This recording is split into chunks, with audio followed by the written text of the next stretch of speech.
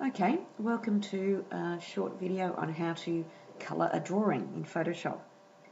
Alright, so here's one I already have done some work on, but just so you can get started, if you go to your folder that you've got your drawing saved in, you can just drag it over and drop it into Photoshop and it will open up. So there's the original drawing ready to colour.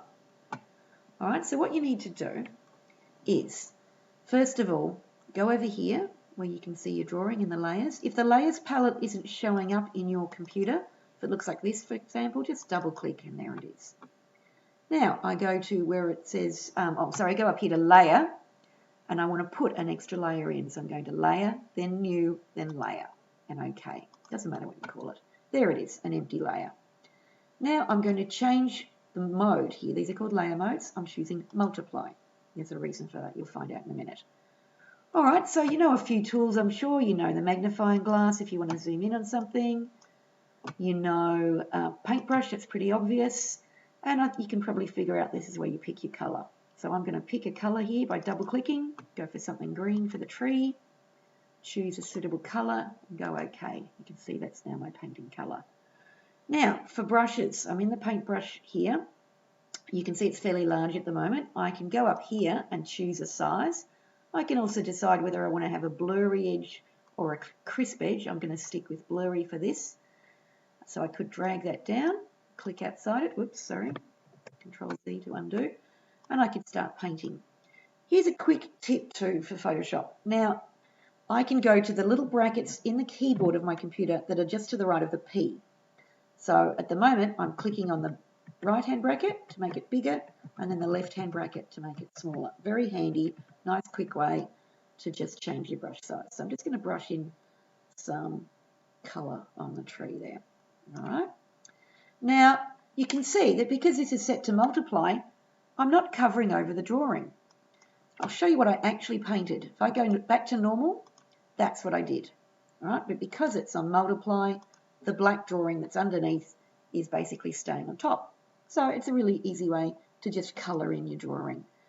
Now, I can double click here on the little hand and it pulls back to show the whole picture. I'm just very quickly going to do some sky. So back to paintbrush, pick a nice sky sort of blue, really big brush. Here I am using the brackets next to the P again. Just paint some blue in, not being particularly careful. I'm going over the tree trunks. I'm going to come back and cover over them in a minute. I'll come back. Now, when I demonstrate like this, I'm being pretty quick and rough. I'm hoping that when you do your actual work, you'll take a bit more time, obviously. Now, I'm going to go a bit smaller, get in there, and in here, in amongst the tree. I'm not worrying about the bricks at the moment. All right, so I could basically do that. Now, here's another little tip. Because there's a clear outline here, I can use the paint bucket, but one important thing I must do, don't do it on that layer. That's not where the drawing is. Go to the background layer, then I can click here and just fill in a couple of spaces with sky. Whoops, as you can see, that wasn't closed off. Better undo that and do it the other way with the paintbrush. Whoop. Now there you go. There's another little mistake. See what happened? I forgot to change back to the layer. So I'm going to undo that. Control Z. Very handy. Remember, anytime you go oops, Control Z will undo your oops. All right, so now I'm back to proper mode. So just be aware of the layer. If you want to use the paint bucket and fill in between an outline, you want to be on the drawing layer.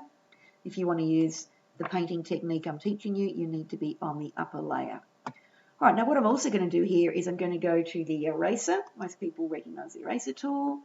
Set it to about 50% opacity, so it's not terribly strong. Make it really big. And I want it, whoops, sorry, it needed to be blurry. Go back up here, get a blurry one, thank you. Now, I'm going to just sort of fade my sky a little bit before I get too far into it, so that it looks a bit more natural because the sky sort of isn't solid blue all at the base. All right, I just realised I need to, all right. Okay, so there I've got some, colour for the sky. Now notice how it's all over the sun, but I'm going to zoom back to the sun. Scroll up, maybe just do that.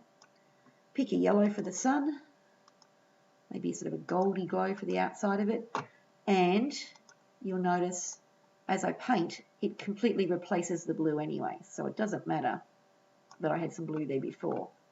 And maybe a bit of gold, a bit more of a bold gold for the middle of the sun. Something like that. Okay, now what I could do, going back to my trees, all right, so pick a green, and again I've got sky all over the tree there, pick a suitable green again, maybe there, and I can be painting in some tree green. I can pick a couple of different colours. Trees aren't the same colour all over, so it would be better if I sort of blend a few different things in there. But I can also go to opacity here and with my paintbrush and make it a little bit less solid paint. Try a different green again, a bit that way, a bit yellowy green this time. And this time it's a mix, it's a subtle mix. It's not completely replacing it, it's just sort of half, 50%. I'll go down to the grass and you'll see what I mean. I can sort of do it, it's quite see-through here. It's like a watery paint. If I do several strokes on top of each other, it gets a bit thicker until it's back to 100%. All right. Now also I can think, oh, I want a clear edge there. Get your eraser, suitable size, and I can bring back the white and get it a bit cleaner around the outline if I want to. Okay, so in fact there, that could do with a bit of a clean up. Oops, I'm not on. I need to be 100% if I really want to clean up properly. There we go.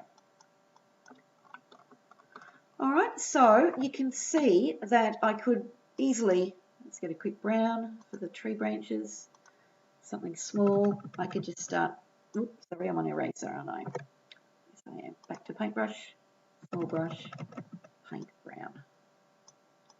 All right, and again, come back in and fix it. Now, if I slip and I go out it, I don't want to erase, I want to keep that blue.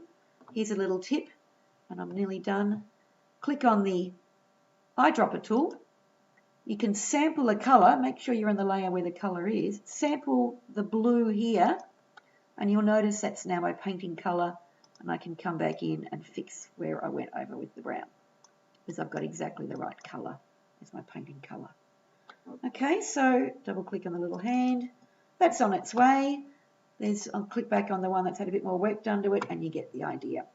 The very last step is when you're finished, you need to get rid of the layers. At the moment, if I go to save this, File, Save As, right, it has Photoshop here, and that's necessary because it's got layers, all right? If I was finished, where's the one I just started, right? If I just imagine this was done, it isn't, but just say it was, I go over here, click on that very tiny little downward arrow, find Flatten Image in the menu, and you'll now see my layers gone. And now I can go File, Save As, and it now says JPEG. That's very important. If it doesn't say JPEG, go get it and make it say JPEG. And now it will just save as an ordinary picture file. If you forget to do that, and it's still a Photoshop document with PSD at the end, it won't open in anything other than Photoshop. Okay, that's it. Have a bit of fun. It works on any drawing that's plain black and white. The key was that you had the extra layer set to multiply. Okay, so have fun. Good luck.